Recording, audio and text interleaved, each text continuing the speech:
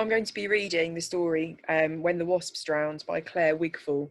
This quite gory short story has themes of childhood naivety, danger, threat, and family relationships.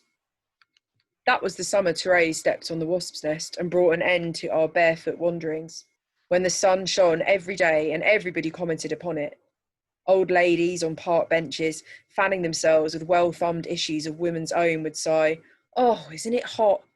And I, hungry for conversation, would sit tall on the wooden seat and smile as I agreed, eyes darting to see if they might say anything more. The heat was all anyone ever seemed to speak of, and I knew that when the weather changed, we'd still be talking of the same thing, only then we'd be blowing at our hands and complaining of the cold. The chemist sold out of Aftersun that summer, and flower beds dried up, and people had to queue to get into the swimming pool.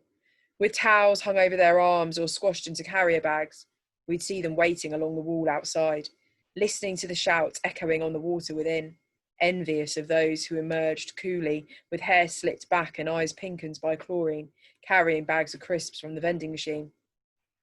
It was the first time the garden walls seemed confining, when finally I was tall enough to peer over their mossy tops and look across the line of gardens and see sheets dried out in the heat, listless in the still air, and hear the tinny music of distant transistor radios and the ache of cars moving slowly in the hot sun, their windows wide as if that might change anything.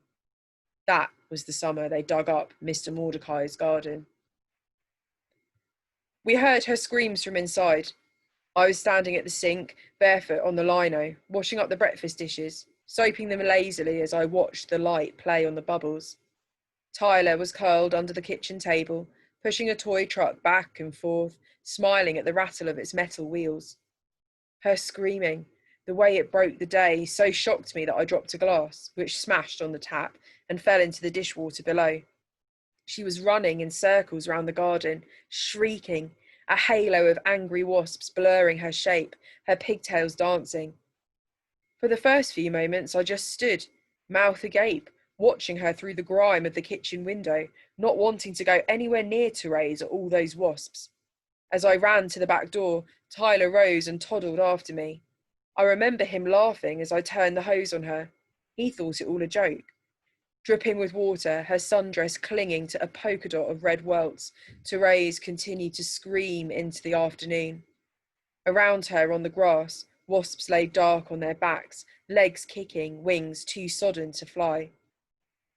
Mum was out at work all day. She left us to our own devices. Sometimes I'd take them out, Therese picking at her scabs, Tyler strapped in the buggy. We'd walk down to the park and I'd sit by the swings and watch the boys. They'd stand in a huddle by the public loos, puffing on cigarettes. Other days we'd just lie in the garden and absorb the heat.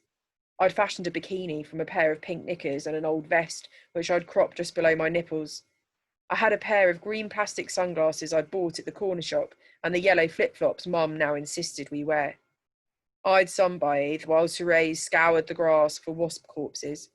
When she found one, she'd place it on a paving stab and, using a stone, pound its body to dust. Taylor would squat sagely beside her. I'd watch them idly, lift an arm perhaps to point out another dead wasp lodged between blades of grass. It was maybe early August when she and Tyler started to dig under the garden wall. Sitting in its shadow, they scratched away with sticks, collecting the dry earth in a plastic bucket. "Help us, Eveline," they'd say. "We're digging to Australia." But I'd just roll my eyes and turn the page of my magazine.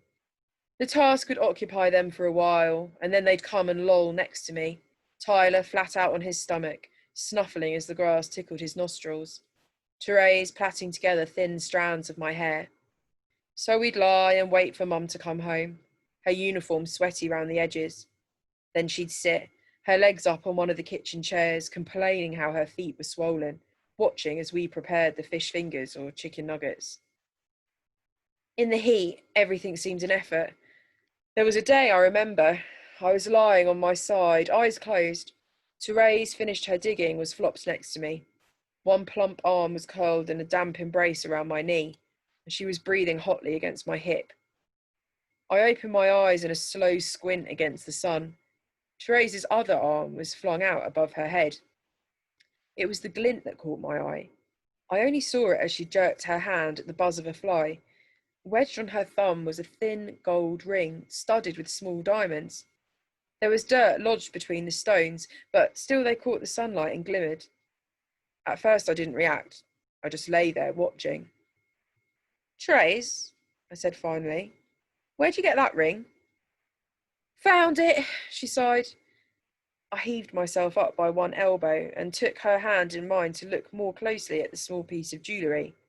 "Where?" I asked. Therese yawned before rolling onto one side and up. She walked me to the hole they'd been digging. It was deep and long now, tunnelling under our wall and into Mr. Mordecai's garden. We knelt down and peered into its depths. It was too dark to see much. Therese took my hand and guided it into the hole. Straight away I knew what it was I could feel, but I told Therese to run in and find a torch. She came back a moment later and we angled the light. At the end of the tunnel, a pale hand reached towards us. We said nothing as we looked. The skin was mauve in places, the fingernails chipped and clogged with soil. Suddenly the day around us seemed unbearably quiet, as if everything was holding its breath. "Therese," I said eventually, "I think we'd better fill up the hole." We collected the plastic bucket and shunted the piles of earth back where they came from, patting the ground flat with our hands. Leaning across to her, I took the ring from Therese's thumb and slipped it onto my right index finger. She didn't protest. And so the digging stopped. We ignored the bald patch of earth by the fence, the mark of the aborted Australia project. The ring I cleaned with an old toothbrush and wore sometimes, but only ever while Mum was at work. The long days continued to melt into one another. Mum would put us to bed and it would still be light outside. Beyond the curtained windows, the world continued, and we could hear it all, even clearer than winter nights when it was dark.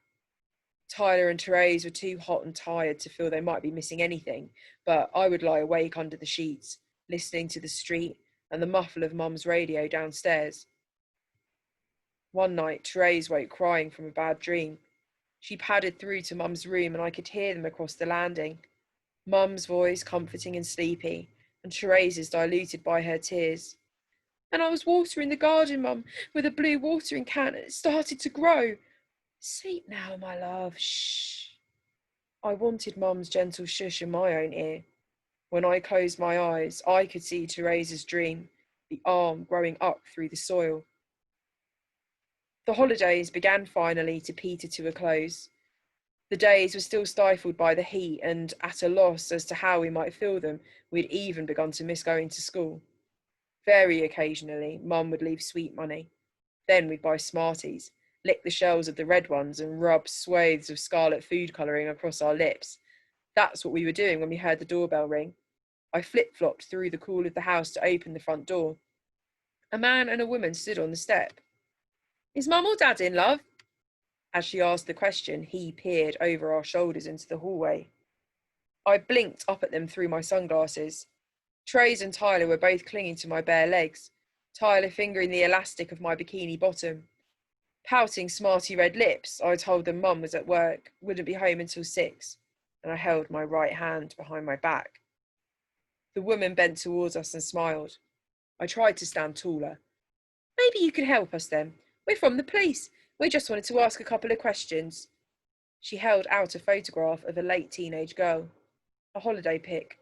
The girl was sun-browned, smiling at something beyond the camera lens. "Do you think you might have seen this girl?" We all looked, then shook our heads. "Are you sure?"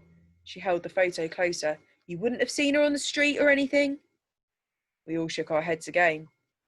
The man loosened his collar, wiped a trickle of perspiration from his forehead. He caught my glance and smiled. I didn't smile back. "Well, that's all then," said the woman, lowering the picture to her side. "You've been very helpful, thank you." She stretched out a hand to ruffle Tyler's curls. He pressed closer against my leg. I shut the door, and we waited a while, heard them walking down our garden path and unlatching Mr. Mordecai's gate next door. My fingers, fiddling unconsciously, played with the ring for a moment as we stood together in the dark hallway. None of us said a thing. Taking Therese and Tyler by the hand, I turned. and we stepped back out into the sunlight of the garden.